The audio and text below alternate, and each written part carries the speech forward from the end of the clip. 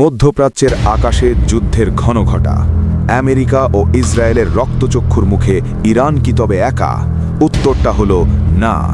রাশিয়ার দুর্ধর্ষ চেচেন বাহিনী এবার সরাসরি ঘোষণা দিয়েছে ইরানের হয়ে লড়াই করার। খোদ মার্কিন প্রেসিডেন্ট ডোনাল্ড ট্রাম্পকে দাজ্জাল আখ্যা দিয়ে এই লড়াইকে জিহাদ হিসাবে ঘোষণা করেছেন চেচেন কমান্ডার।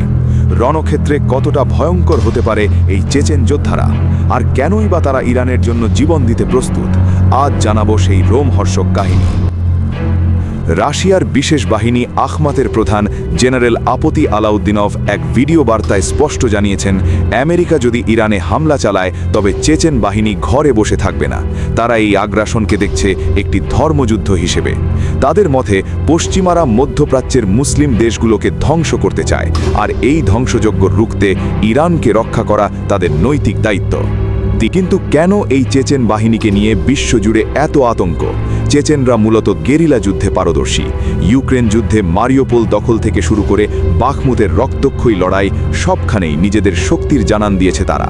ড্রোন চালানো, নিখুঁত স্নাইপার শট এবং বিরূপ পরিস্থিতিতে টিকে থাকার অদ্ভুত ক্ষমতা তাদের আলাদা করে চিনিয়ে দেয়। রাশিয়ার সবুজ সংকেত পেলে এই যোদ্ধারা মধ্যপ্রাচ্যের সমীকরণ মুহূর্তেই বদলে দিতে পারে।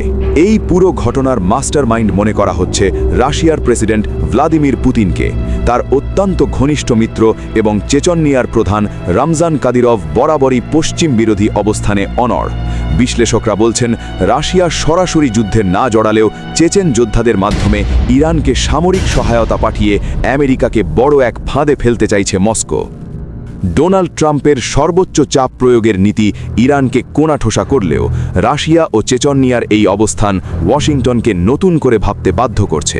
যদি সত্যিই চেচেনরা ইরানে প্রবেশ করে তবে এই যুদ্ধ আর আঞ্চলিক থাকবে না, তার রূপ নিতে পারে এক প্রলয়ঙ্কারী বিশ্বযুদ্ধে। মুসলিম বিশ্বের সংহতি নাকি ভূ রাজনৈতিক চাল? চেচেনদের এই ঘোষণা শেষ পর্যন্ত কোথায় গিয়ে ঠেকবে? মধ্যপ্রাচ্যের রণক্ষেত্রে কি তবে দাজ্জাল বনাম চেচেন যোদ্ধাদের লড়াই দেখা যাবে? আপনাদের কি মনে হয়? কমেন্ট বক্সে আপনার মতামত জানান। ভিডিওটি ভালো লাগলে শেয়ার করুন এবং পরবর্তী আপডেট পেতে আমাদের সাথেই থাকুন। ধন্যবাদ।